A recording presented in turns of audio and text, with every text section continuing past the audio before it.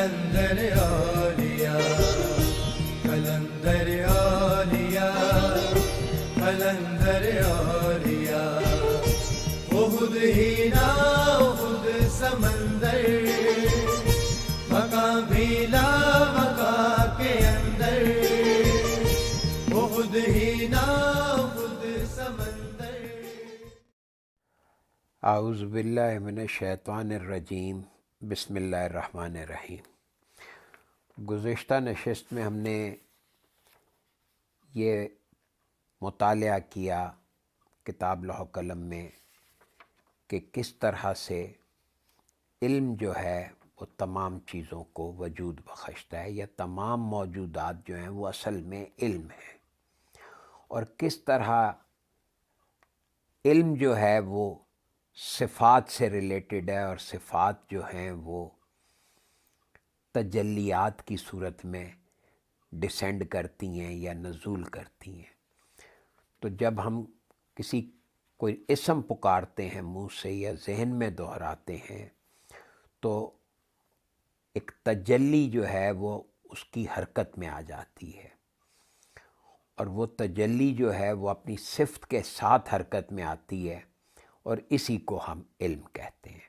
یعنی علم ہی تجلی بنتا ہے، اور تجلی سے پھر علم ہی کا ظہور ہوتا ہے، یا علم حرکت میں آتا ہے. اس حرکت کو ہم علم کہتے ہیں. جب تجلی صفت کے ساتھ حرکت کرتی ہے تو اسی کو ہم علم کہتے ہیں. تو گویا یہ علم کی ایک نئی ڈیفینیشن تھی کہ علم اصل میں کیا ہے. یہ تجلی کی حرکت کا نام علم ہے، اور اس کے اجزاء بتائے کہ کس طرح سے وہ پہلا جو تجلی ہے، دوسرا اس کا وصف ہے، تیسرا اس وصف کی تشکیل ہے.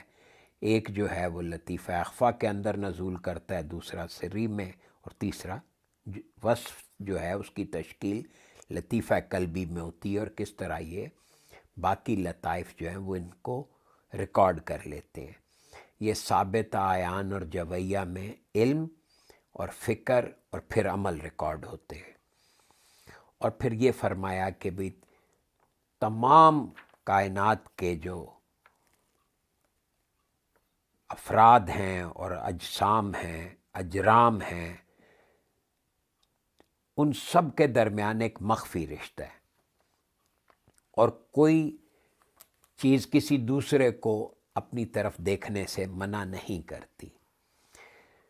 تو آج پیج نمبر 60 سے ہم صفحہ نمبر 60 سے اس کا مطالعے کا آغاز کرتے ہیں. یہاں سے اس کا جاری رکھتے ہیں، یعنی مطالعے کو شروع کرتے ہیں. یہ بات ہم نے پڑھ لی کہ اجرام کائنات اور اجسام کائنات اور افراد کائنات ایک دوسرے کو کے ساتھ آپس میں ایک مخفی رشتے میں قائم ہیں، اور ایک دوسرے کو دیکھنے سے منع نہیں کرتے. تو اس کے بعد حضور قلندر بابا علیہ ارشاد فرما رہے ہیں کہ یہاں سے اس حقیقت کا انکشاف ہوتا ہے کہ تمام کائنات ایک ہی ہستی کی ملکیت ہے. اگر کائنات کے مختلف اجسام مختلف ہستیوں کی ملکیت ہوتے تو یقیناً ایک دوسرے کی روشناسی میں تصادم پیدا ہو جاتا، یعنی ایک دوسرے کو پہچاننے میں یا جاننے میں تصادم ہو جاتا. ایک ہستی کی ملکیت دوسری ہستی کی ملکیت سے متعارف ہونا ہرگز پسند نہ کرتی. قرآن پاک نے اسی مالک ہستی کا تعارف لفظ اللہ سے کرایا. اسماء مقدسہ میں یہی لفظ اللہ اسم ذات ہے. اسم ذات مالکانہ حقوق رکھنے والی ہستی کا نام ہے، اور اسم صفات جتنے بھی صفات کے اسم ہیں وہ قادرانہ حقوق رکھنے والی ہستی کے نام ہیں. اسم ذات، یہ توجہ سے نوٹ کریں، یہ بہت باریک باتیں ہیں کہ اسم ذات اصل میں مالکانہ حقوق رکھنے والی ہستی کا نام ہے، اور اس میں صفات جتنے بھی صفاتی اسماء ہیں وہ قادرانہ حقوق یعنی قدرت رکھنے والے ہستی کے نام ہیں۔ اب ان باتوں سے اوپر کی سطروں میں اللہ تعالیٰ کی دونوں صفات یعنی رحمت اور قدرت کا تذکرہ ہوا ہے۔ اب ہر اسم قادرانہ وصف رکھتا ہے اور اس میں ذات مالکانہ یعنی خالقیت کے حقوق کا حامل ہے۔ اس کو تصوف کی زبان میں رحمت کہتے ہیں۔ یہ جو خالقیت ہے اس کا تعلق رحمت سے ہے، اور یہ لفظ رحمت تخلیقی نظام سے ریلیٹڈ ہونے کی وجہ سے لفظ رحمت میں بھی آپ کو لفظ رحم نظر آ رہا ہوگا۔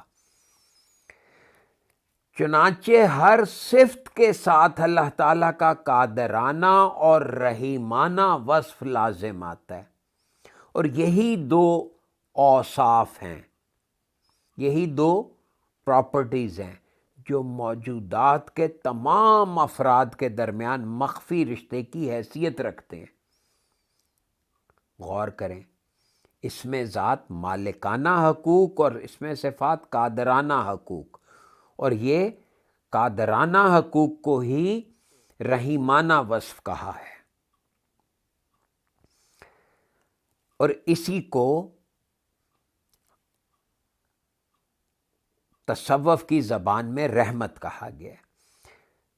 چنانچہ ہر صفت کے ساتھ اللہ تعالیٰ کا قادرانہ اور رحیمانہ وصف لازم آتا ہے، اور یہی دو اوصاف ہیں جو موجودات کے تمام افراد کے درمیان مخفی رشتے کی حیثیت رکھتے ہیں، یعنی مالک بھی ایک ہے اور ان کو بنانے والا بھی ایک ہے، خالق بھی ایک ہے اور مالک بھی ایک ہے۔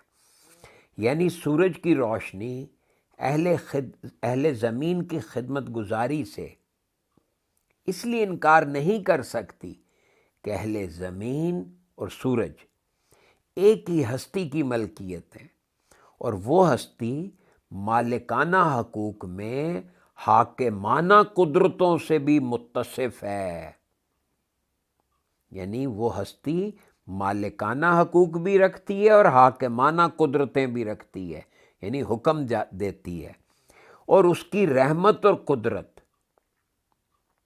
کسی وقت بھی اس بات کو گوارا نہیں کرتی کہ اس کی ملکیتیں ایک دوسرے کے وقوف سے منکر ہو جائیں۔ کیوں؟ کیونکہ ایسا ہونے سے اس کی قدرت پر حرف آتا ہے۔ یعنی یہ بات روحانی لوگوں کو خوب معلوم ہوتی ہے کہ کوئی دوسری مخلوق آپ سے مغیرانہ سلوک نہیں کر سکتی، یعنی کہ وہ آپ کو اوبے کرنے کی پابند ہے، کیونکہ بشرطے کہ آپ کا تعلق خالق اور اس کے مالک سے جڑا ہوا ہو۔ اس طرح ہر نقطہ تخلیق پر اللہ تعالیٰ کے دو اوصاف رحمت اور قدرت کا مسلط ہونا لازم ہے۔ چنانچہ یہی دونوں اوصاف افراد کائنات کا باہمی رشتہ ہیں۔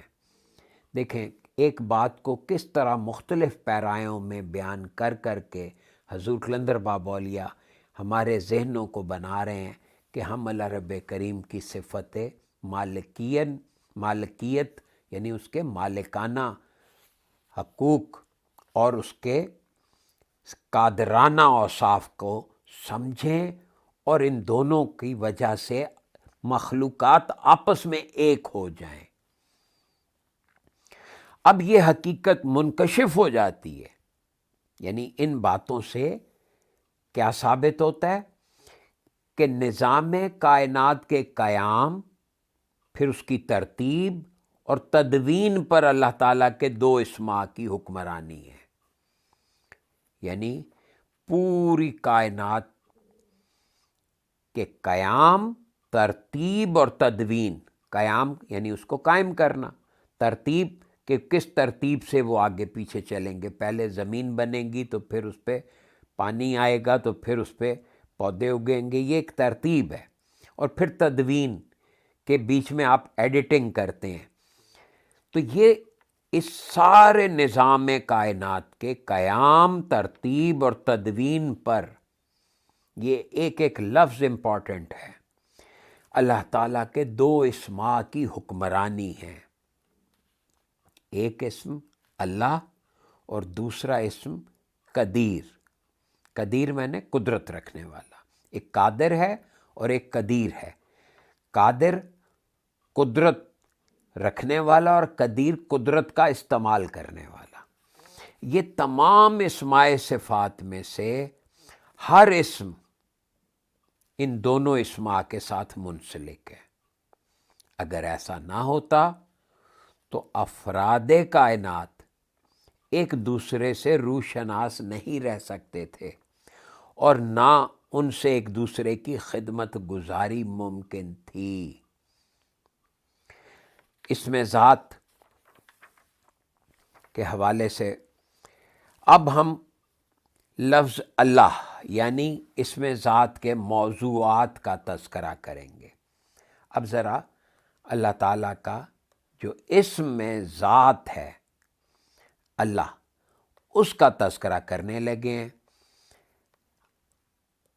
اللہ کا الف، یہ جو لفظ اللہ لکھتے ہیں تو اللہ کا الف جو ہے یہ احادیت کے تمام دائروں کی تجلی کا نام ہے.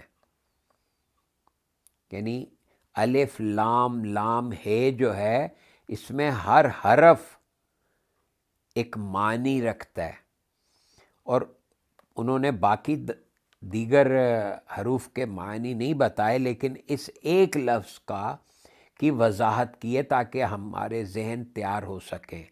باقی درجے کے علوم جو ہیں وہ مرشد کریم خود سکھائیں گے، بشرطے کہ اتنا ذہن بن جائے کہ اللہ کا الف احادیت کے تمام دائروں کی تجلی کا نام ہے. اب احادیت سے کیا مراد ہے؟ احادیت کی تجلی سے مراد تخلیق کی وہ ساخت ہے جو تنزل ذات یعنی واجب کے انوار ہیں. دیکھیں، احادیت کی تجلی سے مراد کیا ہے کہ یہ تخلیق کی ساخت ہے. اور کون سی ساخت ہے؟ جو تنزل ذات یعنی واجب کے انوار ہیں، یعنی جو اللہ کے ذہن سے انوارات نکلتے ہیں. یہ اللہ کا الف احادیت کی تمام دائروں کی تجلی کا نام ہے. اور احادیت کی تجلی سے کیا مراد ہے؟ یہ کہ یہ تخلیق کی وہ ساخت ہے جو تنزل ذات کے تنزل سے، صفات کے نہیں. تنزل ذات یعنی واجب کے انوار، یعنی ذات نے جو چاہا اس کے انوار سے وجود میں آتی ہے. موجودات میں یہ انوار نہر تسوید کے ذریعے منتشر ہوتے ہیں. اب یہ دیکھیں، نہر تسوید، یہ 4 نہروں کا بیان آ رہا ہے، لیکن یہ اصل میں کیا ہیں یہ بعد میں، لیکن اس وقت یہ اصطلاحات ہیں کہ یہ جو انوار ہیں ذات کے، یہ نہر تسوید کے ذریعے منتشر ہوتے ہیں. نہر چینل کو کہتے ہیں. انگریزی میں ایک لفظ کینال ہے اور ایک چینل ہے. یہاں کنال نہیں لیں گے، چینل لیں گے. جیسے آپ کے ریڈیو اسٹیشن کے چینلز ہوتے ہیں، ٹی وی کے چینلز ہوتے ہیں، یہ چینلائزیشن ہے. اور یہ نہر تسوید، تسوید لفظ سودا سے ہے، اس کا مطلب ہوتا ہے سیاہ رنگ، یعنی اس میں کوئی رنگ نہیں ہے، یہ تمام رنگوں کو جذب کیے ہوتا ہے. یہ انوار نہر تسوید کے ذریعے منتشر ہوتے ہیں، یعنی نشر ہوتے ہیں. یہاں پہ منتشر کا مطلب بکھرنا نہیں لیں گے ہم، یہاں پہ نشر ہونا لیں گے. یہی نہر تسوید ہر ثابتہ کے لطیفہ اخفا کو سیراب کرتی ہے. یعنی دیکھیے، نہر تسوید یہ اللہ کی تجلی کے انوار ہیں، اور یہ آ کے ثابتہ کے لطیفہ اخفا کو سیراب کرتی ہے. اسی طرح ہر لطیفہ اخفا ایک دوسرے سے متعارف اور روشناس ہے۔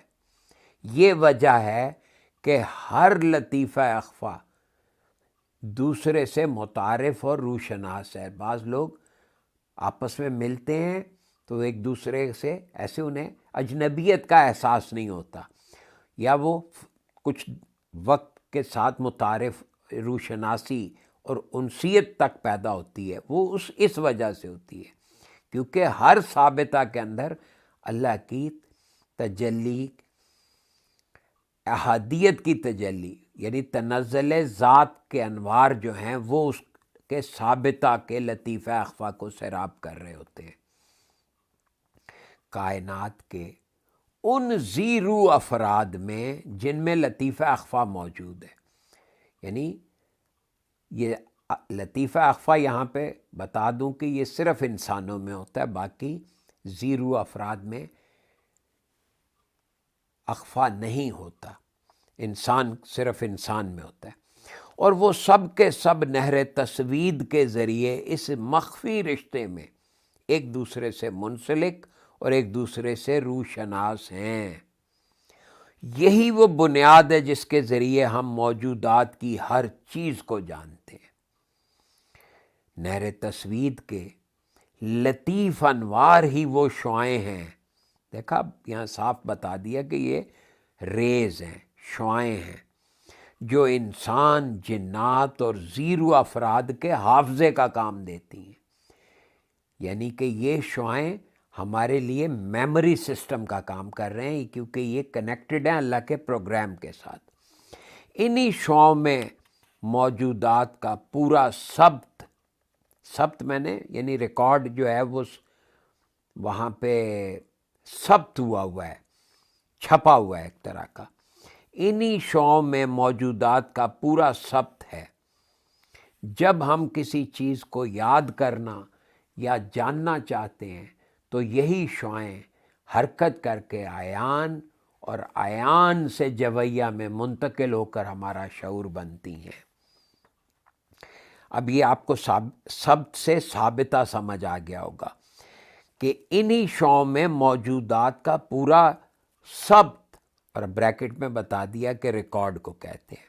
تو جب ہم کسی چیز کو یاد کرنا چاہتے ہیں، جب ہم اسے اپنے حافظے میں اجاگر کرنا چاہتے ہیں یا جاننا چاہتے ہیں، تو یہی شعاعیں حرکت کر کے ثابتہ سے عیان اور عیان سے جویہ میں منتقل ہو کر ہمارا شعور بنتی ہیں۔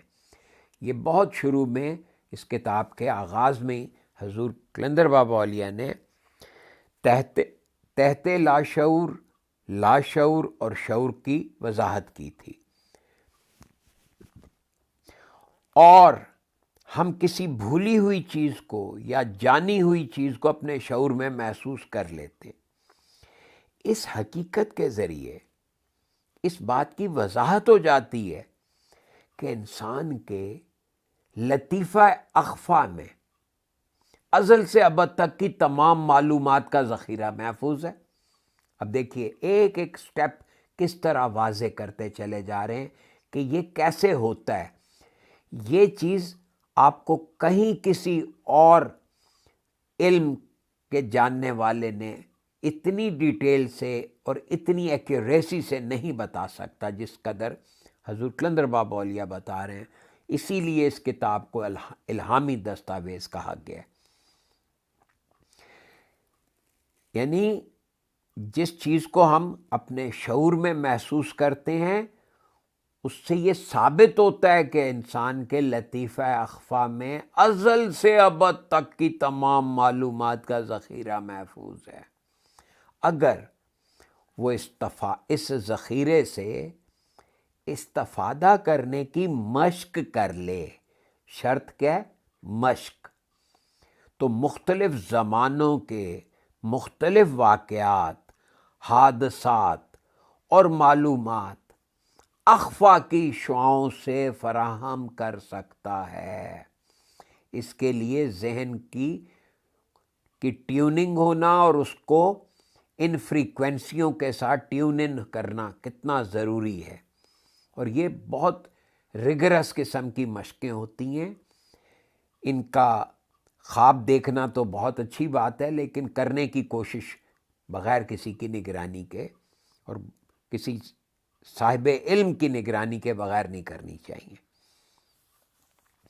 موجودات کی زندگی کے تمام اجزاء وہی ہیں جو کائنات کے وجود میں آنے سے پہلے اللہ تعالیٰ کے علم میں تھے.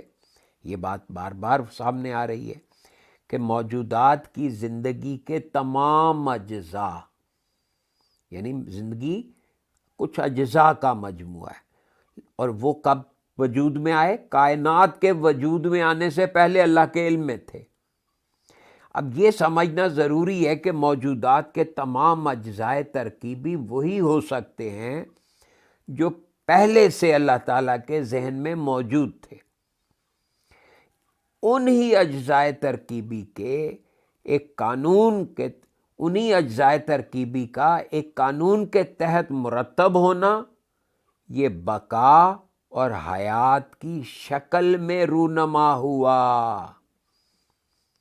یعنی موجودات کے تمام اجزاء ترکیبی کا ایک قانون کے تحت مرتب ہونا، اسی کا نام بقا ہے اور اسی کا نام حیات ہے. تو یہ حیات کی شکل میں وہ سامنے آ گئے. اب اس مفہوم کو مزید واضح کرنے کے لیے ہم ایک سوال قائم کرتے ہیں. اس سوال کے جواب میں قانون کی کئی حیثیتیں منکشف ہو جائیں گی. حضور کلندر بابا اولیاء ایک سوال اٹھاتے ہیں کہ یہ حیات کیا ہے؟ اب یہ زندگی کیا ہے؟ ذرا اس کا جواب بہت توجہ سے سمجھیں. یہ زندگی کو ڈیفائن کرنے جا رہے ہیں.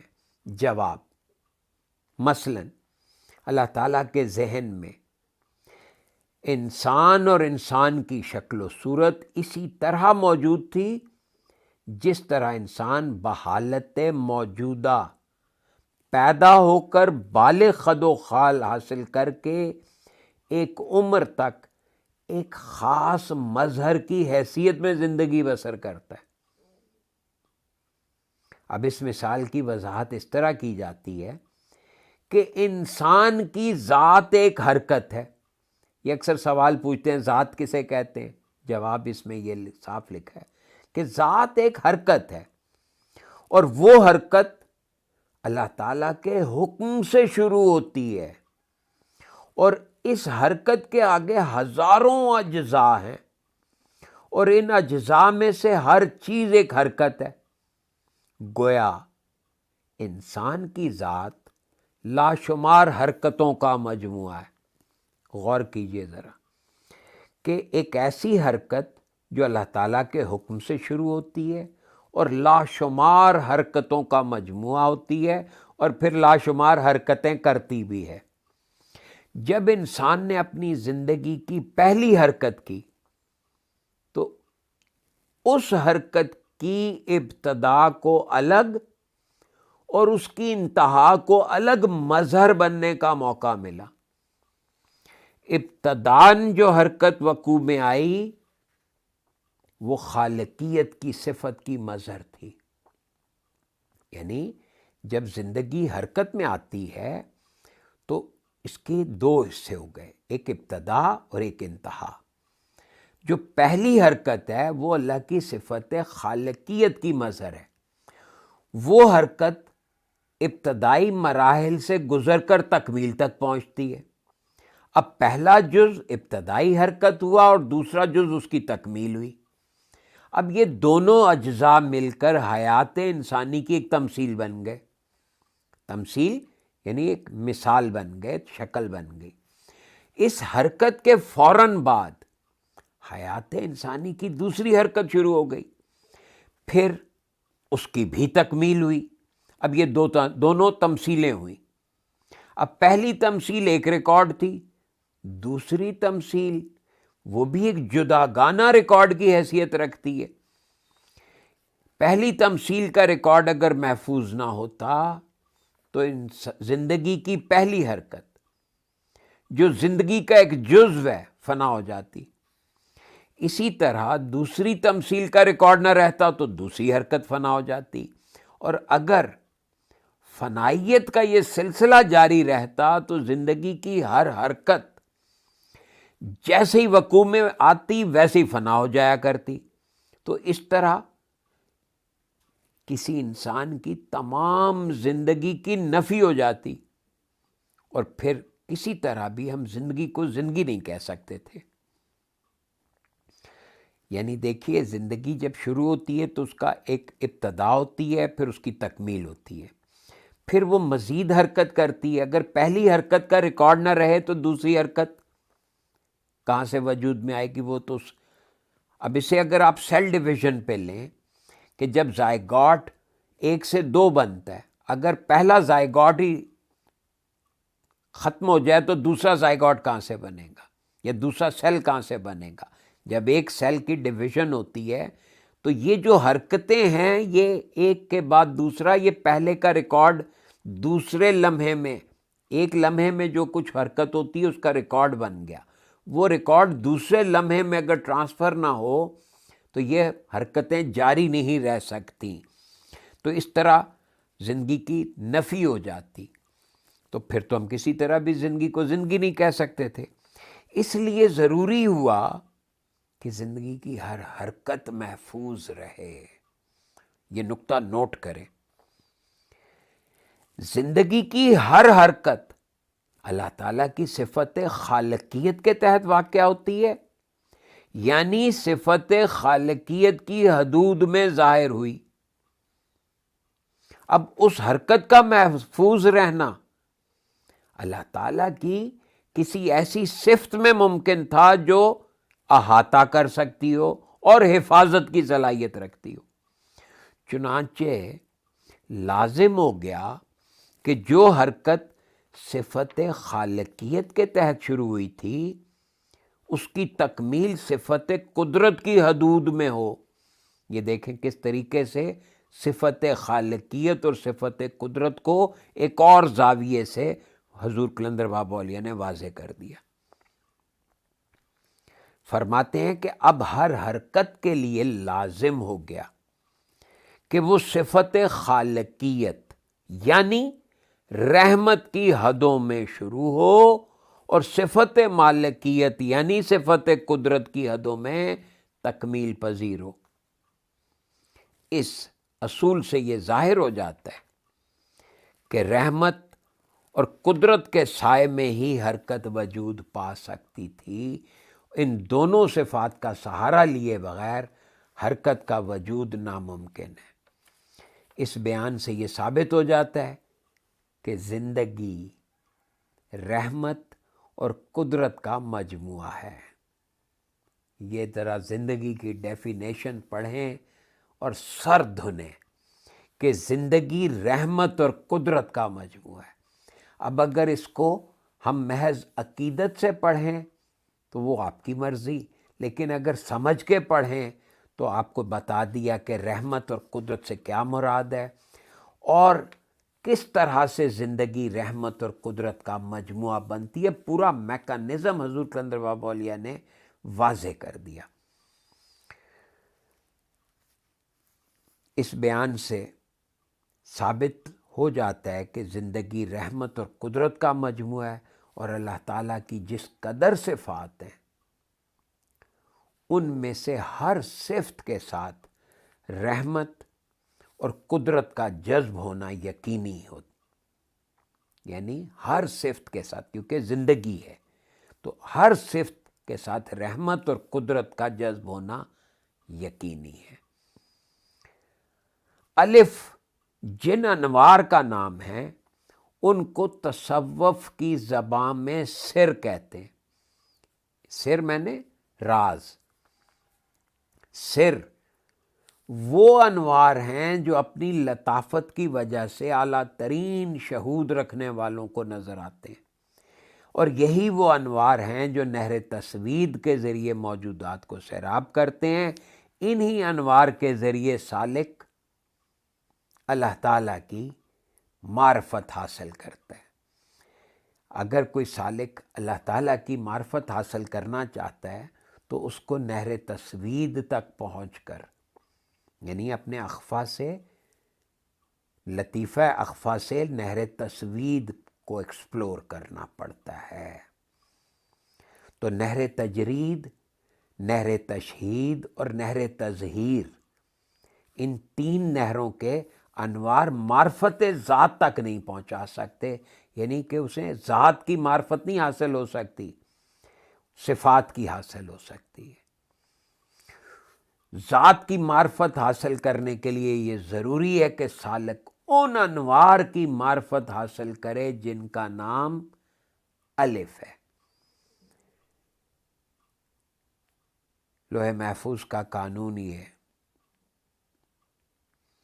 کہ جب کوئی فرد دوسرے فرد سے روشناس ہوتا ہے تو اپنی طبیعت میں اس کا اثر قبول کرتا ہے۔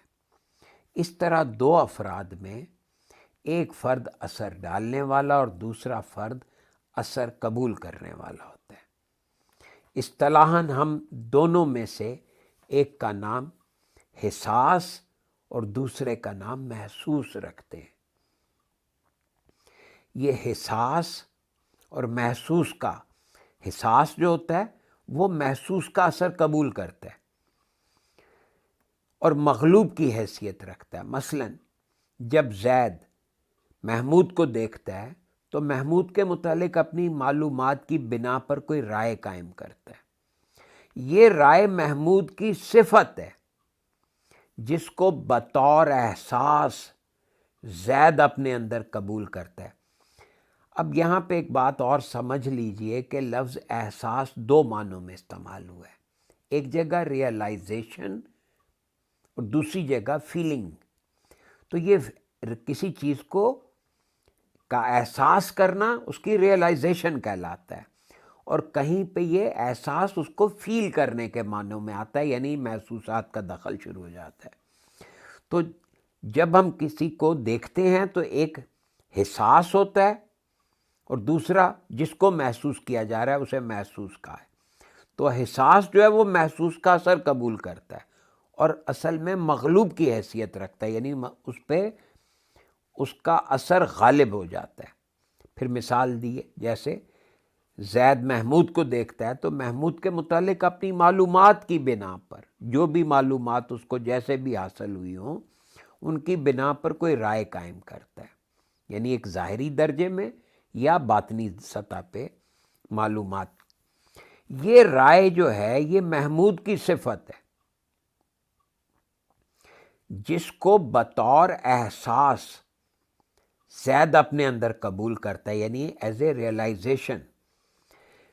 یعنی انسان، دوسرے انسان یہ کسی چیز کی صفت سے مغلوب ہو کر اس چیز کی صفت کو قبول کر کے اپنی شکست اور محکومیت کا اعتراف کرتا ہے۔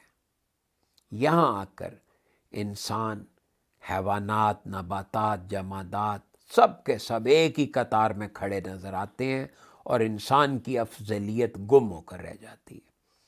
اب یہ سمجھنا ضروری ہو گیا کہ آخر انسان کی وہ کون سی حیثیت ہے جو اس کی افضلیت کو قائم رکھتی ہے، اور اس حیثیت کا حاصل کرنا کس طرح ممکن ہو سکتا ہے۔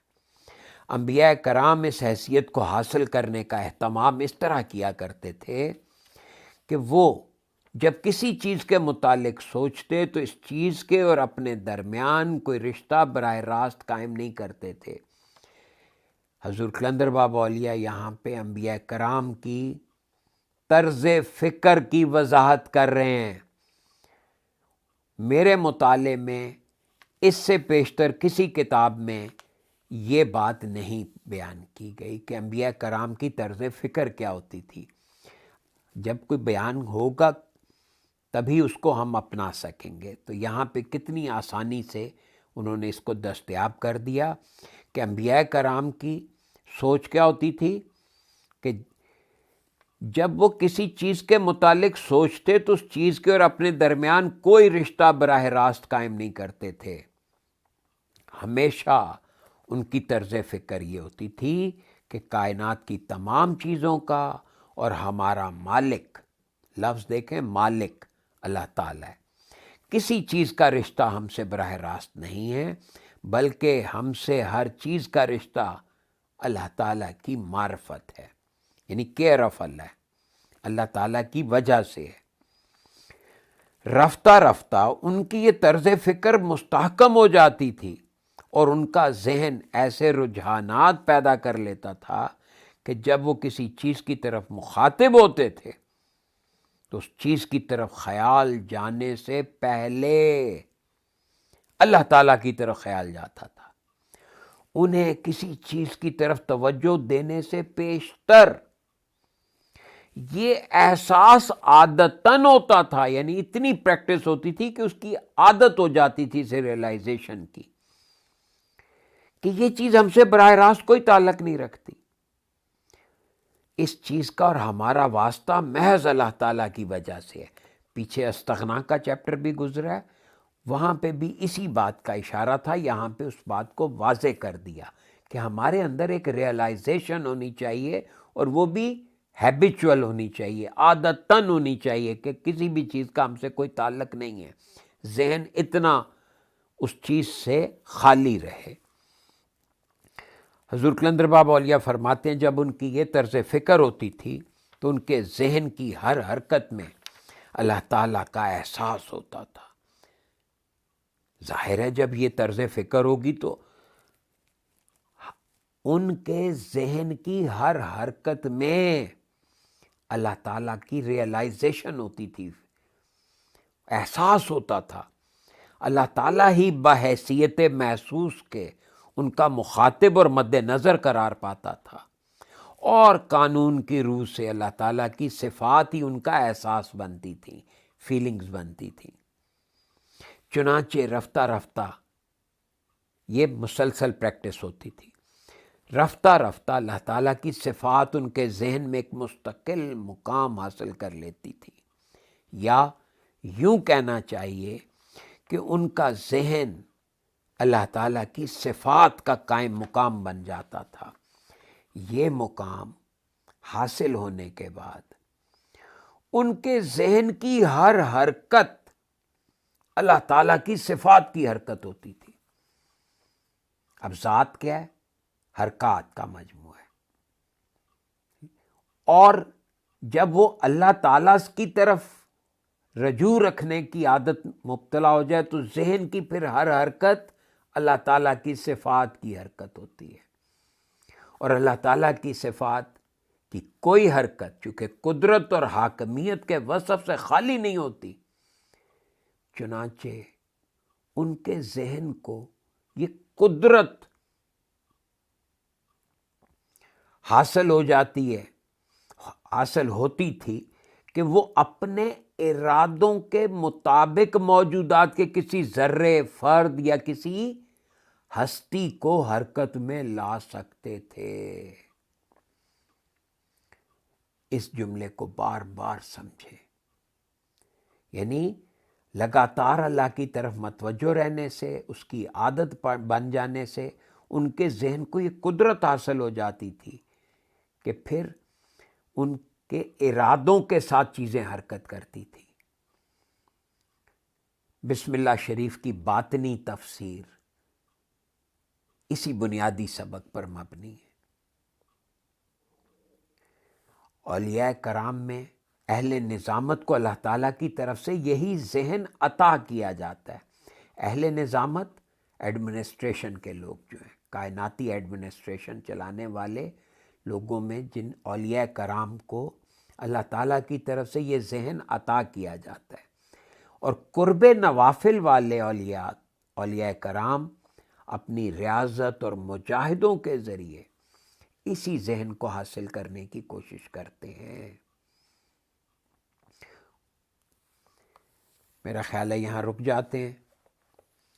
اللہ تعالیٰ آپ کو بہت خوش رکھے، اس اسباق کو دہرا لیں اور ان کے نوٹس بنانے سے آپ کو ان چیزوں کا بہت فائدہ ہوگا۔ اللہ تعالیٰ آپ کو بہت خوش رکھے۔ اللہ حافظ۔